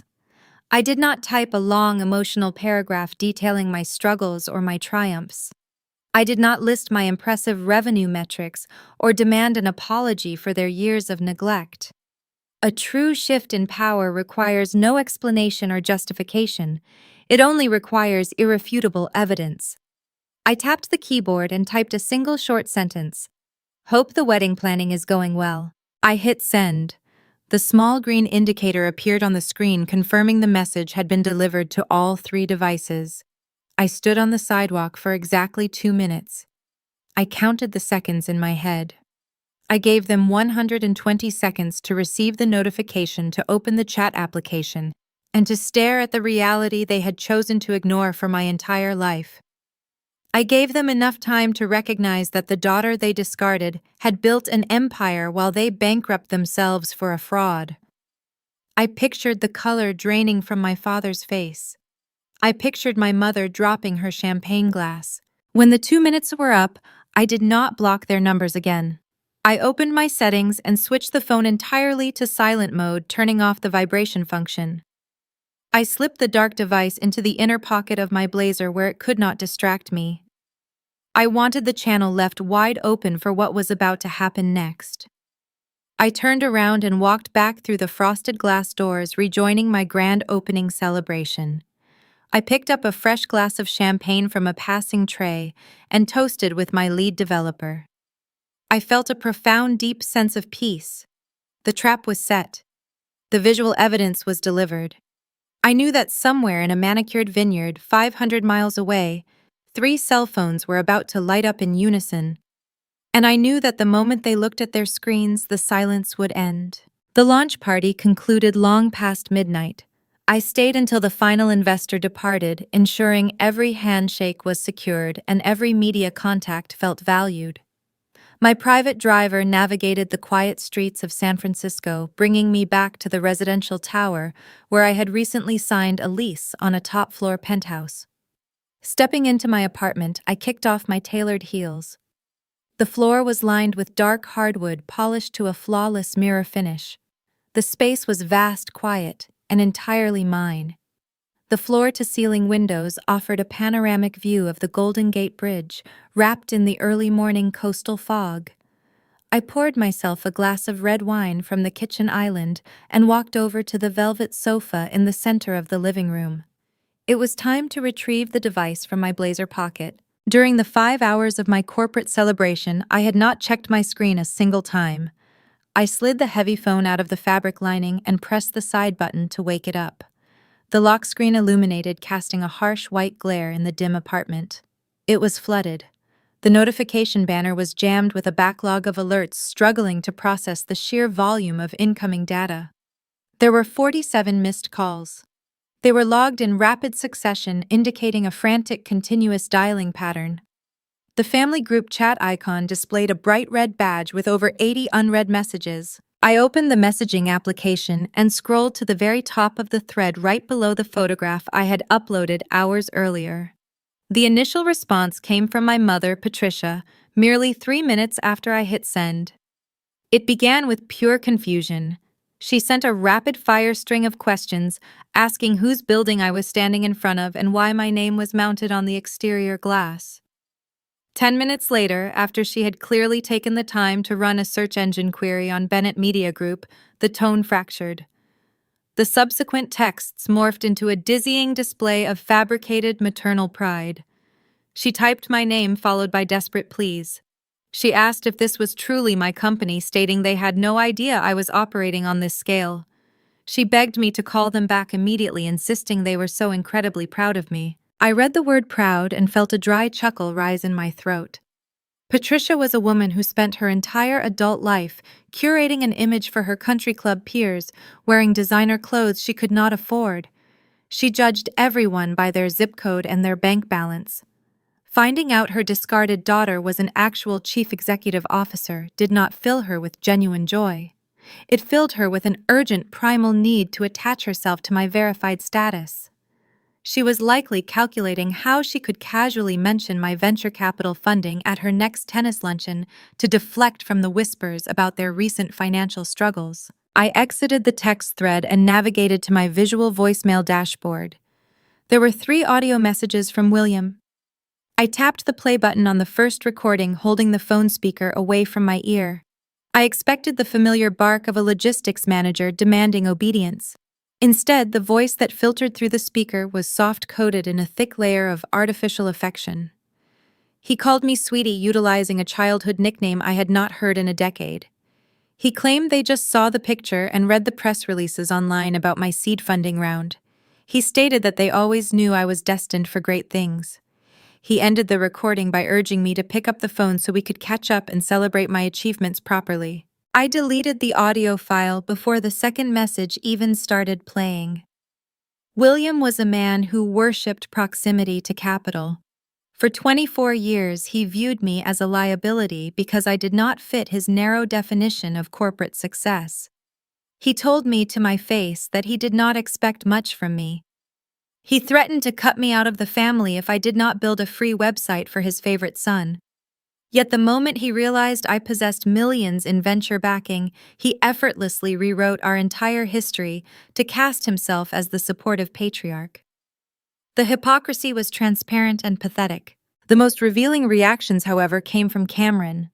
I navigated back to the group chat and analyzed his timestamps.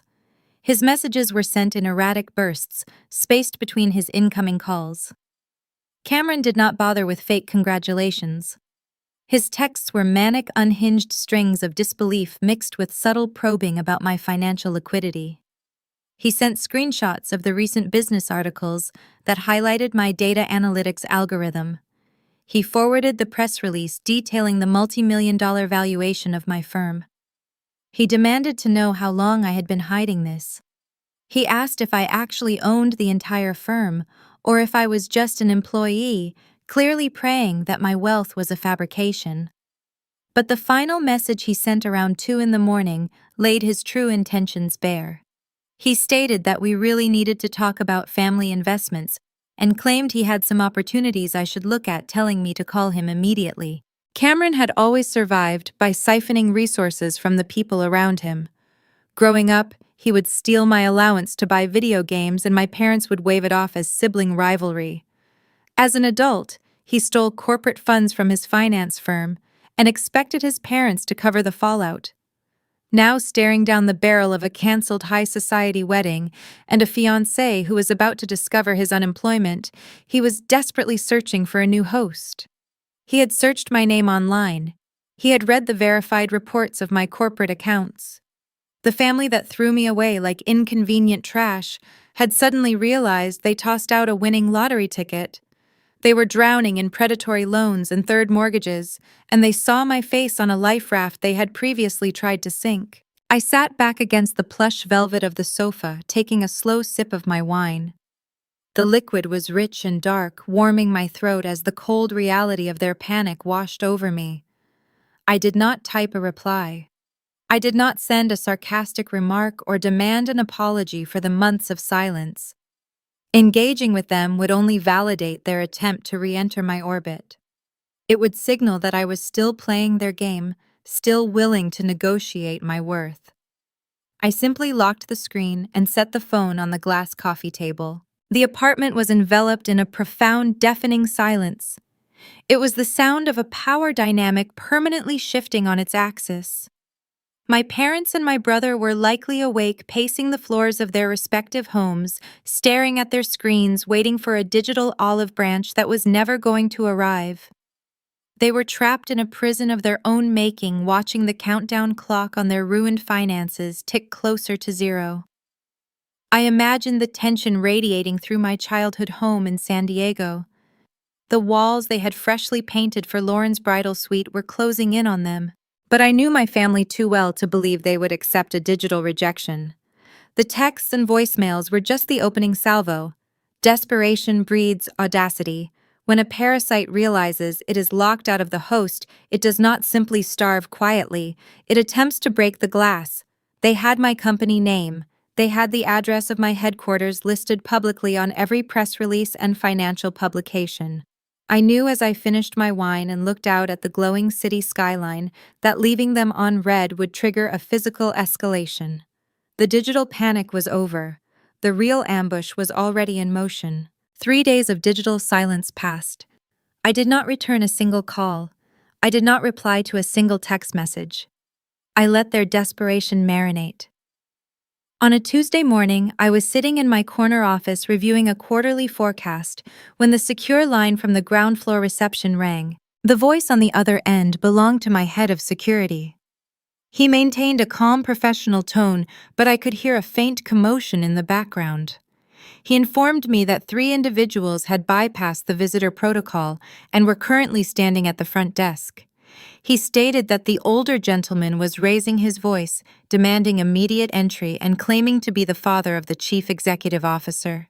The security chief asked if he should escort them off the premises. I opened the security camera application on my secondary monitor. The high-definition feed showed the lobby of my building. William was leaning over the reception counter, pointing a stiff finger at the attendant. Patricia was standing right behind him, clutching her designer handbag like a shield, looking nervously around the modern atrium. Cameron was lingering a few steps back. He was trying to look detached, but his constant shifting betrayed a deep-seated panic. My initial instinct was to instruct security to throw them out onto the street. It would have been a quick, efficient end to the morning. But dismissing them would allow William to maintain a shred of his fabricated dignity. He would tell his friends that I was simply too busy or too arrogant to see my own family. He would spin the narrative to paint himself as the victim of a heartless daughter. I decided to rewrite his narrative. I pressed the intercom button and instructed the security chief to print 3 visitor badges and send them up to the top floor. I wanted them to step out of their delusion and walk directly into my reality. I left my office and stood near the polished reception area of Bennett Media Group. The environment was humming with synchronized productivity. Junior analysts walked past carrying tablets displaying data metrics. The espresso machine hissed softly in the background. The entire floor smelled of fresh coffee and quiet, expensive success. The heavy steel doors of the private elevator chimed. The metal panels slid apart, revealing my biological family. The visual contrast was immediate and jarring. For my entire life, William had projected the image of a dominant, untouchable patriarch. He was a logistics manager who spent his career demanding respect from hourly warehouse workers, always acting as though he was just one promotion away from running a Fortune 500 company. Now stepping onto my corporate floor, he looked remarkably small. His suit was wrinkled across the shoulders. Patricia looked equally haggard. The heavy layer of foundation on her face could not hide the dark circles under her eyes. Cameron looked the worst of all. His tailored jacket hung loosely on his frame, and there were visible beads of sweat forming along his hairline. They stepped out of the elevator and stopped. They looked at the sprawling, open-concept office. They saw the floor-to-ceiling windows overlooking the city, the rows of brilliant engineers, and the modern glass architecture. The air was cool and filtered. The reality of my wealth hit them like a physical blow, their posture deflated. I did not offer a warm embrace. I did not call them Mom and Dad. I stood a few feet away, keeping my hands folded neatly in front of me. William, Patricia, Cameron. I spoke their names with the same neutral tone I would use to greet a vendor making a delivery. Patricia opened her mouth to speak, her eyes wide as she took in the expensive artwork hanging on the walls, but I did not give her the floor. I turned around and instructed them to follow me. I led them down the central corridor of the headquarters. I walked at a brisk executive pace, forcing them to hurry to keep up. We passed glass-walled breakout rooms where teams of developers were charting global user data on digital whiteboards. I watched Patricia from the corner of my eye. She was trailing her hand over the edge of a custom marble counter, mentally calculating the net worth of the materials. Cameron kept his head down, refusing to make eye contact with any of my employees. The golden boy who used to strut through country club dining rooms was now shuffling through my corridors like a reprimanded employee. I escorted them into the main executive boardroom. It was the exact room where I had signed the multi-million-dollar hospitality contract. The table was crafted from a single slab of polished walnut. I gestured for them to sit on one side of the table while I took my seat alone at the head. The heavy glass doors slid shut, sealing us inside.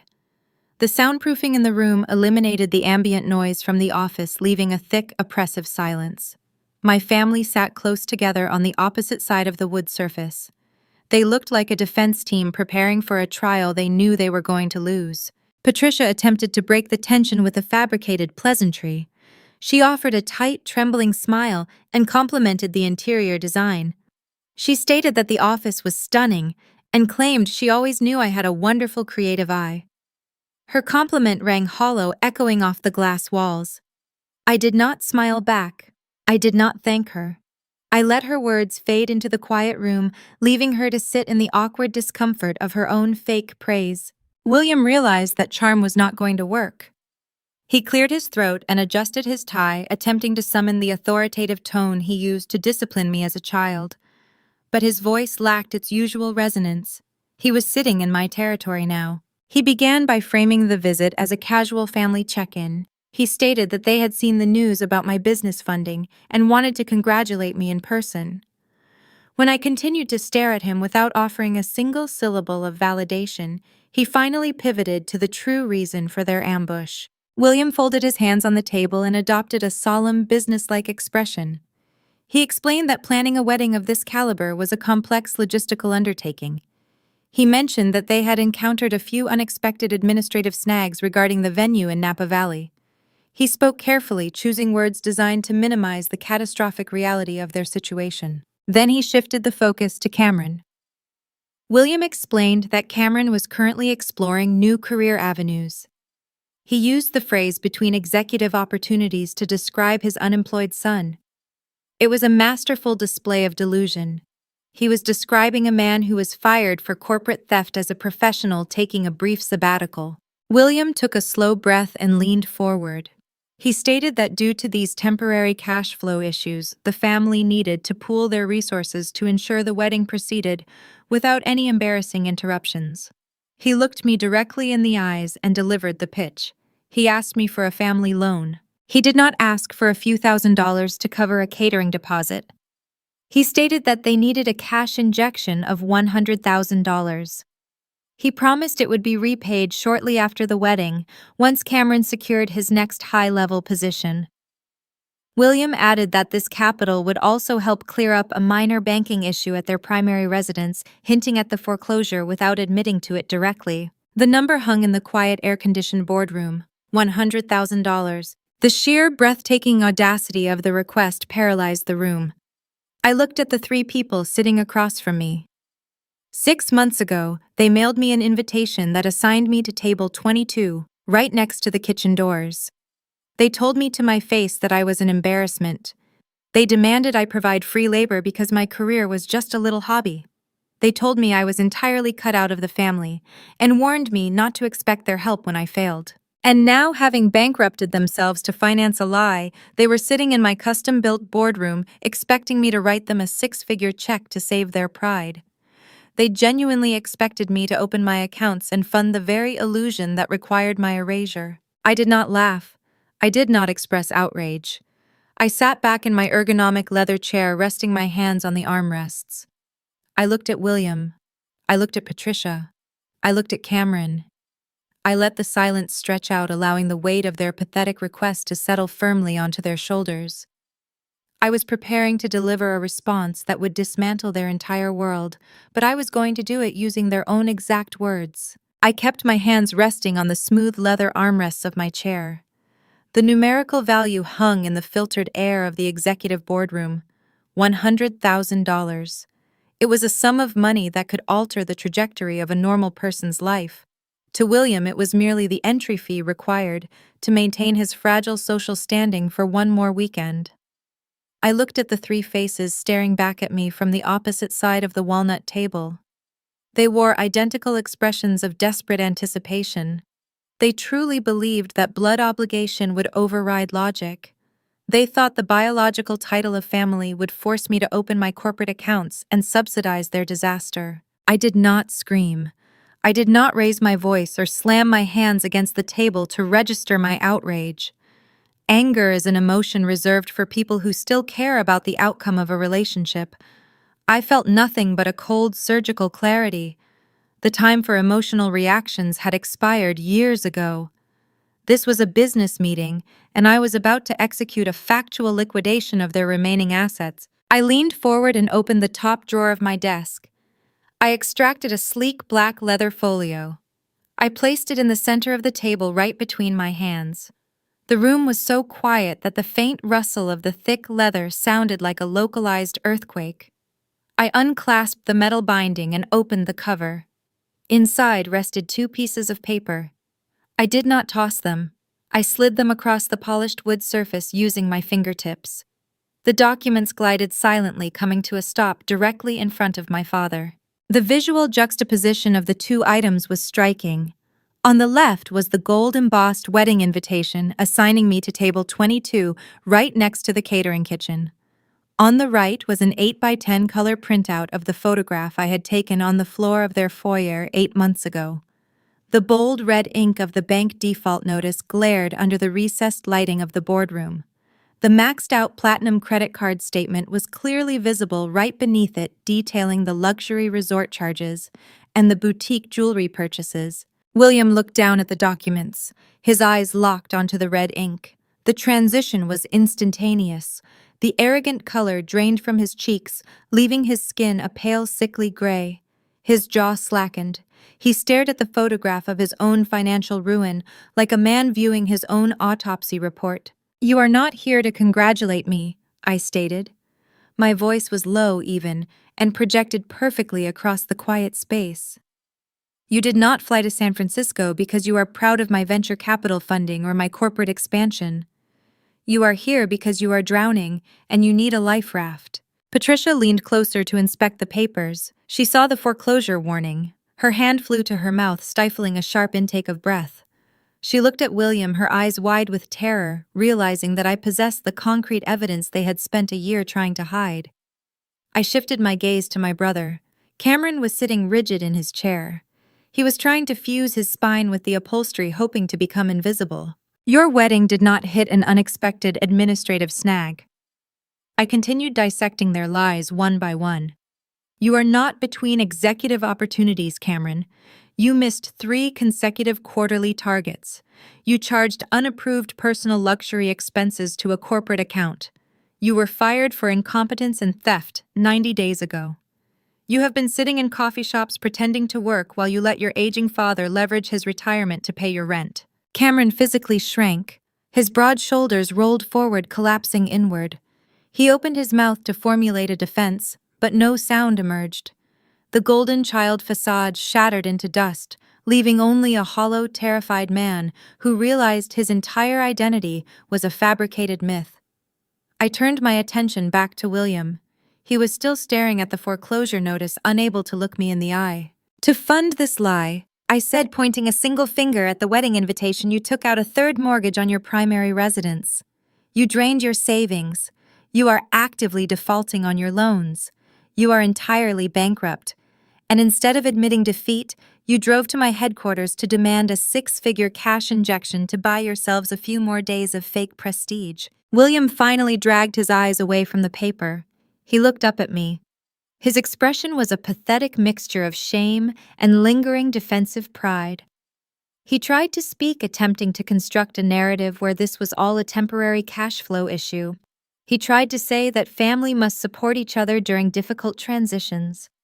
I cut him off before he could finish his first sentence. "8 months ago," I said, locking my eyes onto his, "I called you from the lawn of my university.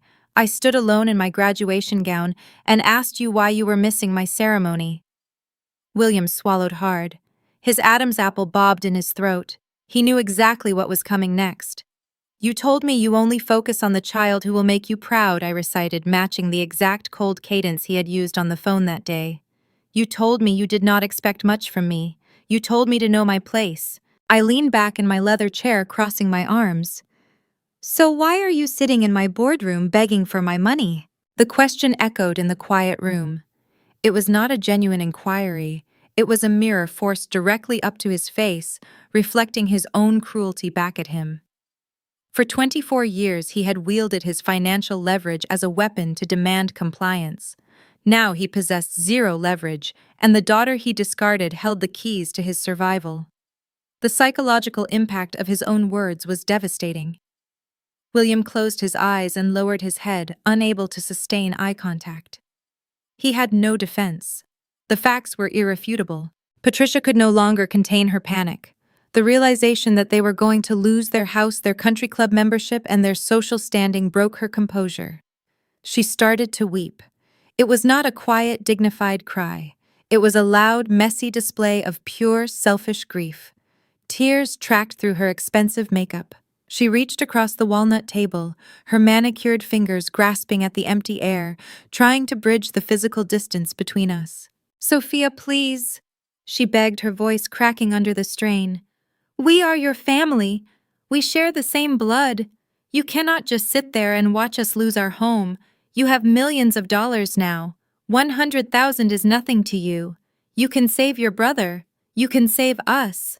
Family loyalty means helping each other when things get dark." I looked at her outstretched hand. I did not reach forward to take it. I felt no pity for the tears of a woman who only wept when her own comfort was threatened. She did not cry when she packed my childhood memories into black garbage bags. She did not cry when she assigned me to a table next to a catering kitchen. She was only crying because the bank was coming to collect. "Family loyalty is a two-way street," I replied, my tone dropping to a chilling baseline. "You chose to invest your resources into a son who lied to you. You chose to gut my bedroom to build a wedding planning suite for a marriage funded by fraud.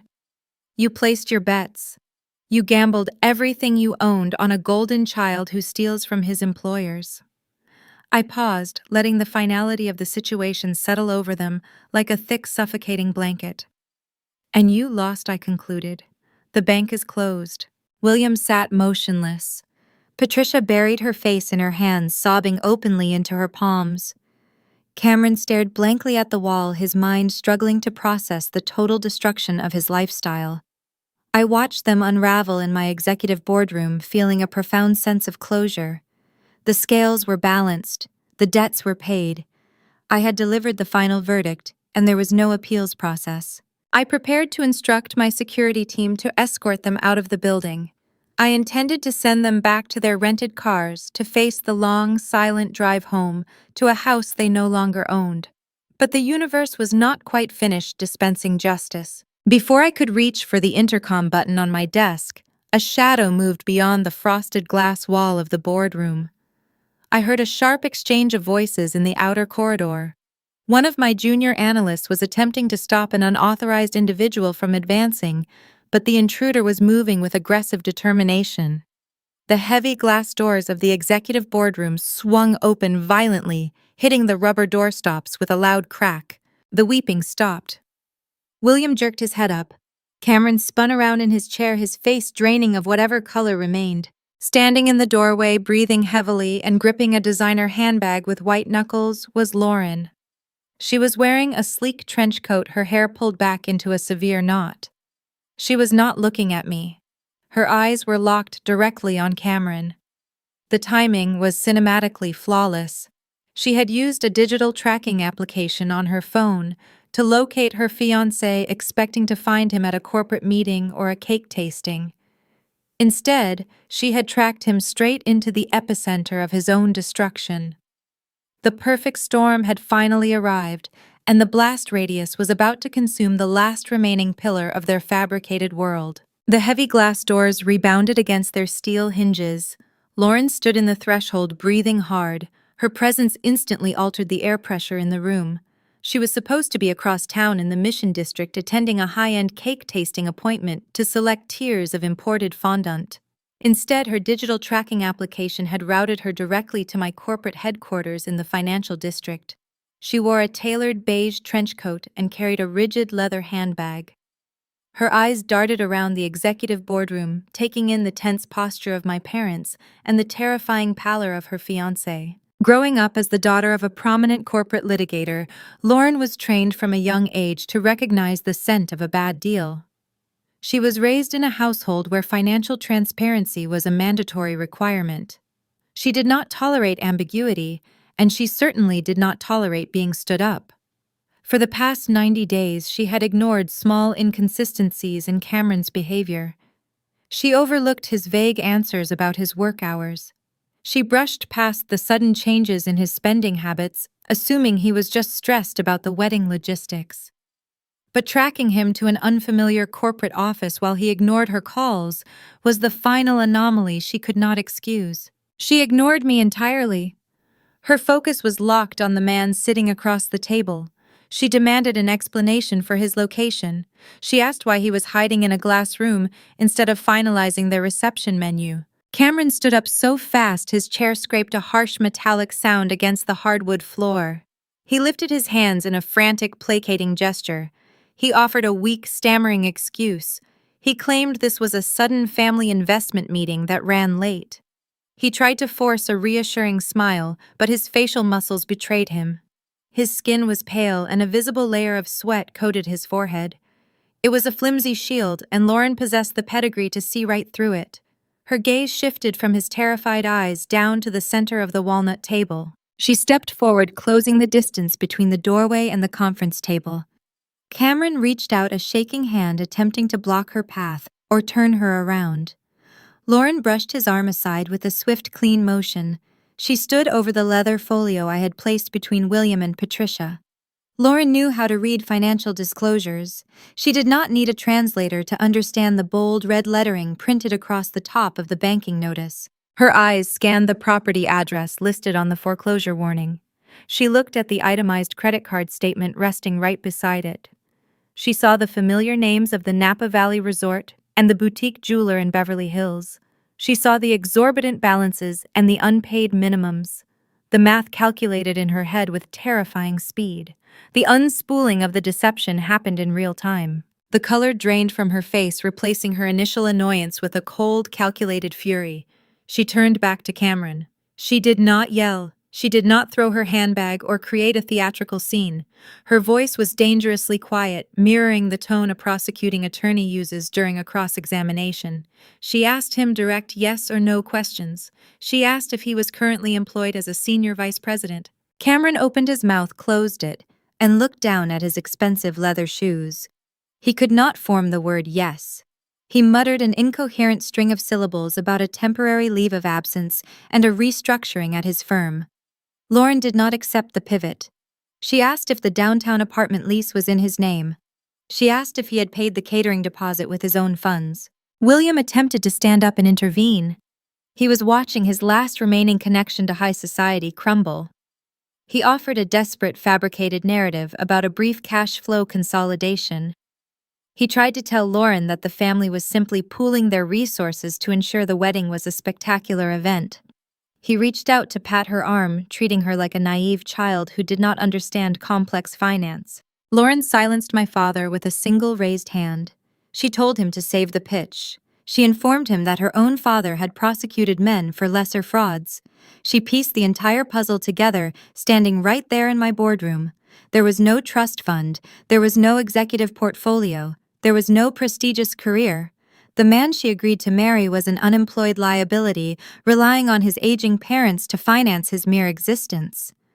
The luxury wine country wedding was an unfunded fantasy built on predatory loans. She realized she was not marrying into a family of equal social standing or matched ambition. She was marrying into a sinking ship. They were planning to use her family's wealth as their permanent life raft the moment the marriage license was signed. The entire relationship was a prolonged financial trap. Cameron stepped toward her, his voice cracking. He promised he was going to tell her the truth after the ceremony. He swore he just needed a few weeks to secure a new executive role and everything would return to normal. He pleaded with her to remember their upcoming honeymoon and the life they had planned. The desperation in his voice was repulsive. It was the sound of a parasite realizing the host had discovered the infection. Lauren looked at him with profound, unmasked disgust. She did not shed a single tear. She reached for her left hand. She grasped the 2-carat diamond engagement ring she had worn for the past year. She slid the heavy platinum band off her finger. She held it suspended in the air for a fraction of a second. She did not hand it back to him. She dropped it. The ring hit the polished wood surface of the conference table. It bounced once before settling against the glass coaster resting near the center. The sharp, definitive clink echoed in the silent boardroom.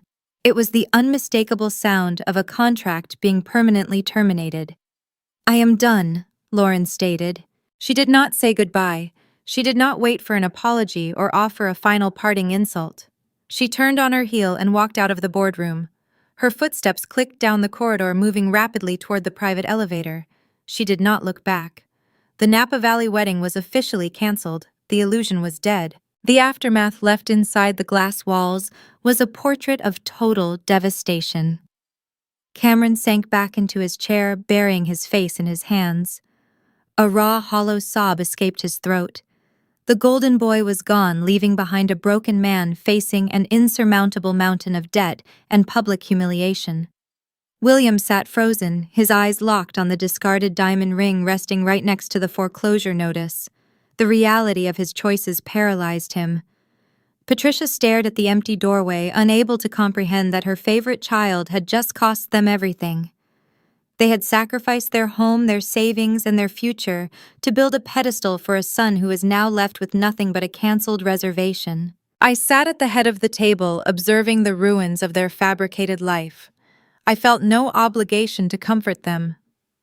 I did not offer advice or propose a new financial strategy. My role in their story had concluded. I reached out and pressed the intercom button on my desk, connecting directly to the front lobby. I kept my voice calm and professional. I instructed my security team to come up to the executive floor and escort 3 unauthorized visitors out of my building.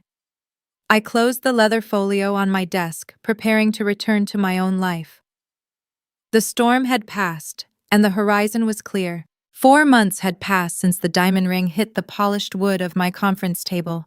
A full year had turned over since I sat in my stifling sedan on graduation day, staring at a photograph of an engagement party I was not invited to attend. The calendar now marked the 4th Thursday in November. It was Thanksgiving. For the first 23 years of my life, this holiday was an exercise in strategic silence. I would drive down the coast to San Diego, walk into a pristine suburban house, and prepare to shrink myself. I would sit at a formal dining table and listen to William boast about his proximity to regional executives. I would watch Patricia arrange imported centerpieces while she criticized my wardrobe choices. I would endure Cameron swirling a glass of expensive wine, offering me unsolicited advice on how to secure a respectable job. I used to chew my food quietly, hoping to survive the evening without triggering a lecture about my lack of ambition. I did not drive down the coast this year.